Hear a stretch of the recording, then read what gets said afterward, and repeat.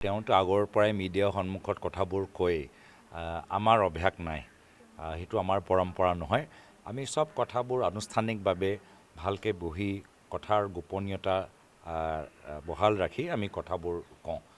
সেইটো আমাৰ দলৰ আলোচনা সম্পৰ্কত আমি কেনেদৰে আগবাঢ়ি যাওঁ, সেইটো আমাৰ দলৰ পৰম্পৰা। এতিয়াও চাওক, মই কোনকেইটা দলৰ লগত আমাৰ সম্পন্ন হ'ল সেইকেইটাই মই কোৱা নাই, বা কোনকেইটা দলৰ লগত কোনকেইটা আসনৰ ওপৰত কথাবোৰ সম্পন্ন হ'ল সেইকেইটাও মই কোৱা নাই। তো সেইটো আমাৰ পৰম্পৰা নহয়, বা কোৱা আমাৰ সেইটো আমাৰ অভ্যাসটো নাই। তেওঁ কৈছে, সকলোৱে দেখিছেই যে তেওঁ এনেকুৱা এজন বিধায়কক ল'লে যি বিধায়কজনক কংগ্ৰেছ দলে নিলম্বিত কৰিছে। এনেকুৱা এজন বিধায়কক তেওঁ লৈ তেওঁ আমি জনামতে বা মিডিয়া বাতৰিত ওলাইছে যে তেওঁ টিকেট প্ৰদান কৰিছে।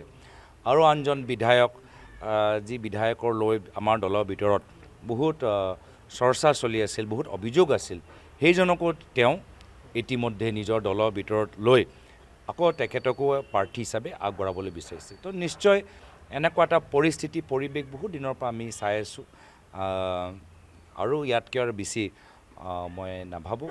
মই এইখিনি কথা লৈ যে আমাৰ দলত কিছুমান চৰ্চা হৈ আছে তাৰ এটা ইংগিত মই দিলোঁ। সঁচাকৈ ক'বলৈ গ'লে আগতে যিমান মই পজিটিভ আছিলোঁ, আজিৰ তাৰিখত মোৰ শক্তিটো অলপ ক'ৰবাত কমিছে।